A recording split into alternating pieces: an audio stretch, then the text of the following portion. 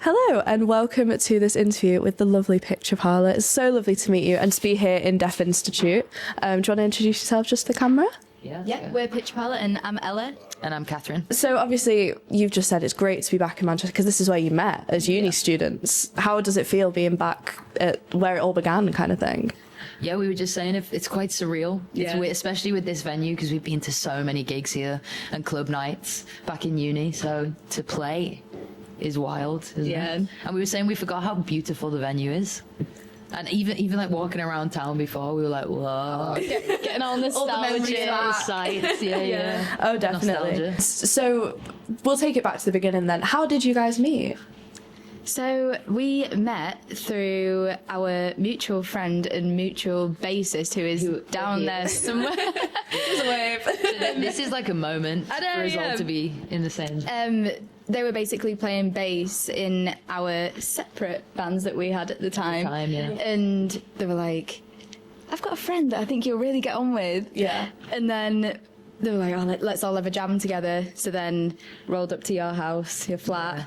And then you greeted me at the door with a glass of, what was it? Whiskey. Yeah, Best way to Jameson's start whiskey. any- And I was Yeah. like, okay, this is going to go down well. To crush all of like social anxiety and awkwardness. It's like just whiskey And then go. I didn't leave your flat for about 3 weeks. Yeah, we just You like settled in. You're like, I'm in the band now.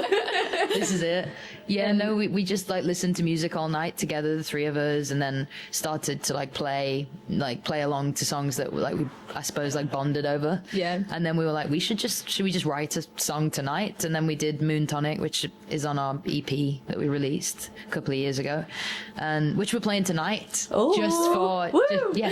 There's Mia, by the way, the mutual bassist and friend. Hello. Yeah, with It's a basic full circle moment this then, It is, really. yeah. totally, yeah. So as we're thinking back, as you said, to your earlier music as well, I'll pass over to my friend Sam.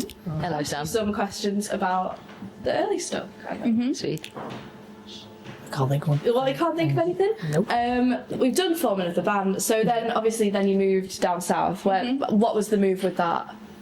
So, what do you want to say this one? Yeah, I mean, I kind of dragged you down with me. That's really how it. Well, yeah, we spent all this time getting to know each other, writing these songs, and then you were like, oh, I'm going to do a master's in London. I was like, well, obviously I'm going to have to find a way to follow you there because Yeah. we just started this and we're not stopping. So you did my application for Goldsmiths. Yeah, no, I think I'd always had the plan to once I felt like I'd finished with Manchester and I kind of I don't know, finish uni and built a bit of a life. I was like, okay, what's the next thing that I can experience? So the plan was always going to be to go to London. And then when we met, we started doing the band together. We didn't have a live band at this point. Yeah. We just had a bunch of demos.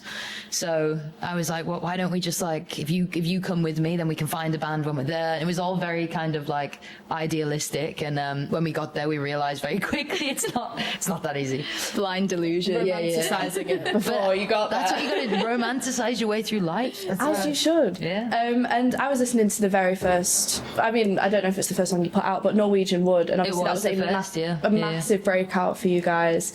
And off the back of that, you got quite a lot of unfounded, I'm trying not to say shit, but shit Yeah. from the press and stuff. And I'm just wondering, how did you guys deal with that personally? Because obviously, Yeah. you completely denied all the, Nepo baby and industry plant stuff. How did that impact you and your music at that point?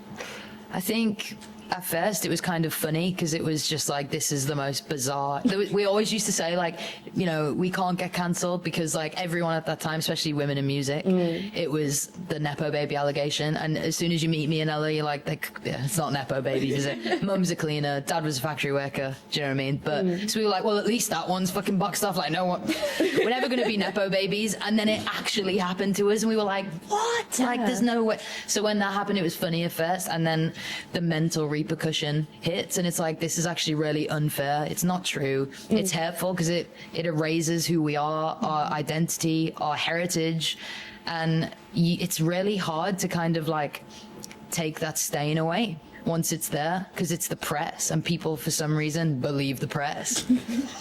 So yeah, it was a journey to kind of like just block out that noise, and I think it's actually, I'm kind of glad it happened, because we've got thick skin now, and I thought I was thick skinned anyway, but it's an extra layer for sure. I mean, and there was some good noise coming from that, because obviously Courtney Love is Well, the that's big what one. kickstarted it all, wasn't it? Really. How was that? How was that as a, like, seeing that probably light up on your phone? You probably thought, like, what is going on? Well, we were at the pub at the time, weren't we? Yeah. We were just Oh my having a God. couple of drinks with some mates, and One of which was a huge Hole fan. Oh, like, so wow. we all thought that we were tripping. Like, no one believed that Too it many was times, happening. and now Courtney's on your phone, like. and, like, the first thing we saw was the follow come through, and like our phone started blowing up, and we were like, what is going, like, we don't get notifications on the band account, like it was super early. And then we clicked on it and we were like, this is not real. She's posted a video of us, like, what's going on? I thought it was a Courtney Love fan account Yeah, in the Yes, beginning. yeah, that's but a then the big thing. notifications hit, and it was like, people were like following, or like they commented on the post that she made. and we had a DM from her. Yeah, and then like, labels start asking like to meet, like it really was just that quick because of the influence. Obviously she's a rock and roll queen, like, so that kind of kick-started everything for us, really. And then how does that feel being, obviously, like, I've listened to a lot of your music, it's the coolest rock, and girls in rock, women in rock is so important, especially in like this, like in the Big 25. Like, how did that feel, like, as the new generation? Crazy. Yeah, it was, we were just honored. Yeah, we were so honored, and like, we're both the same. We've played since we were kids, and all of our heroes are women in rock and women in jazz, so for us it's like something so normal. Like, we know that there's been women in rock for hundreds literally hundreds of years, but it's not like, not everyone is exposed to that genre or that art, so to have literally like the messiah of female rock be like, those guys aren't bad, like that, it's like, it's insane. We'll take that. Who would you call your biggest influences? It's a good question. For me, it's Stevie Nicks. I can't, like, I know that everyone says Stevie Nicks, but there's a reason why. So, Chrissy Hynde, Patti Smith. How about you? Jack White. Jack White's a big one. The for White you. Stripes. Who else have we been listening to recently that's inspired the new stuff? We always come back to Pulp and Jarvis Cocker. Britpop, Brit rock. Yeah. We're in the home of Britpop here. I know. This is the place to be. It's the place to be. And talking about your new stuff then, I listened to Talk About It, and that felt like a very cathartic song in terms of everything that happened, and then moving forward. So what can we expect from the new album in terms of the feelings that were put into it? Yeah, I think it's definitely bold and unapologetic. Yeah. Which is like what you just said. Talk About It was kind of like the beginning of that journey of It just was like written processing. as a joke initially, wasn't Yeah, it? it was like, let's write them a Really? pop song then. Like, because they're like industry plants, they don't write their own songs. And blah, blah, blah. It's like, let's write them the cheesiest pop song ever and then see what And it happens. was charged with all of the, like you said, the shade. I feel the rage. Yeah, I there's a love bit of that. rage. And like kind of, other people like writing your narrative and like the confusion that comes with that. Yeah. And it was kind of just a more of an emotional practice. And then when we were like, oh, we've done these demos, everyone was like, what's this one then? And we were like, that's always the way it goes. That's our rage one. But Yeah, it's so fun to play live. I think the record is just fun. There's a few like emotional ballad, like power ballads on there.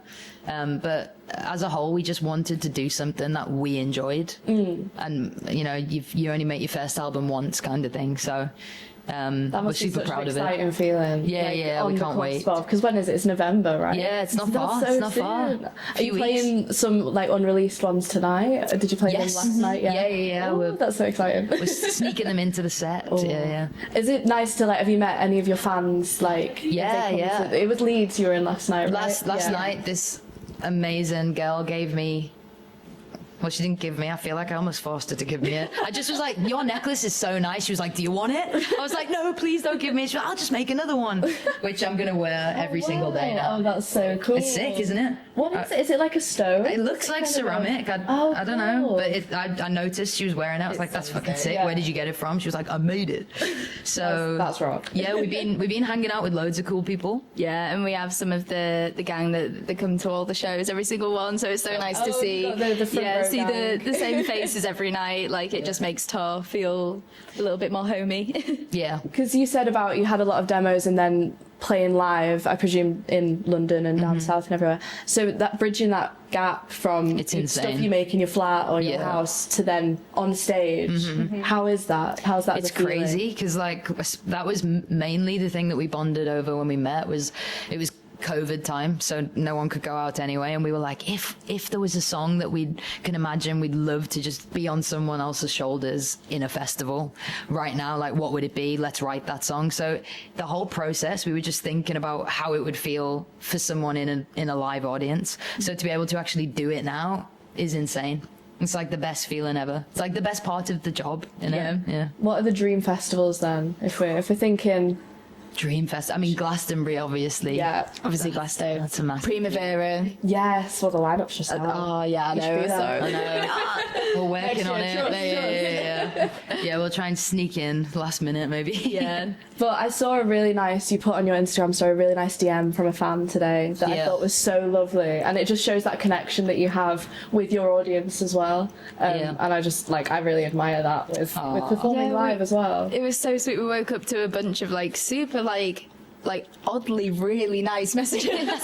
And we were like different. kind of hungover in the van this morning, like, this is so nice. The So opposite that's- of anxiety. then. Yeah, Yeah. cured straight away. Oh, good. And I saw on the story, and I need to ask you about this. What are those little creatures? Who are the mascots? Who is the doll? question. Who's Franklin? That's a I good need to know. So I got Franklin in Nashville in a place called Franklin when we Okay. did the record.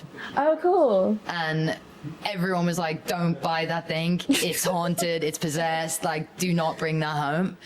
And I swear to God, if it's possessed, it's with some positive juice. Because Okay. whenever he's there, like yesterday when we started the tour, got in the van, just about to hit the motorway, pulled the doll out, and then Mike is like, where's the laptop? We'd left the laptop, but if we'd have gone any further onto that motorway, it would have been like hours onto the journey. As soon as we pulled the doll out, suddenly we remembered that we needed to go back. Franklin is a good demon. I think it's a good Maybe. demon. Maybe.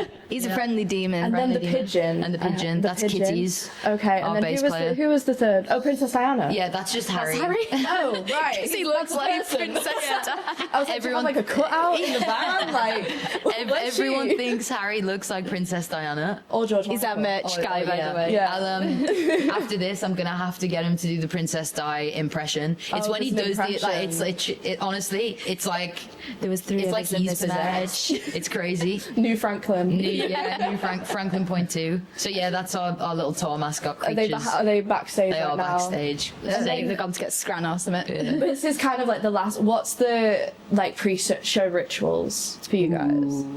So we do a little manifest. The main one is the huddle, and then Yeah. we say the same manifestation. It's like a mantra. Yeah. Which, by the way, it's only me and you that know that. Like everyone else goes, no, so Mumbling along like you're in assembly or something. it's painful, but we do that before every You show. get it wrong half the time as well. No, you get it wrong half the time. We'll rehearse that Point of tonight. contention.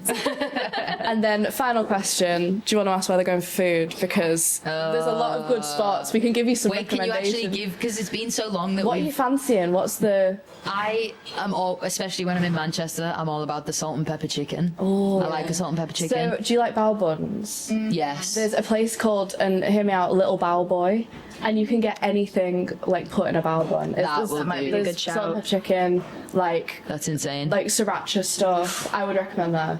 I think we're Let's going. go. Yeah, I think we should Let's go. do that one. Thank And you. then, do you have any more questions for them, or?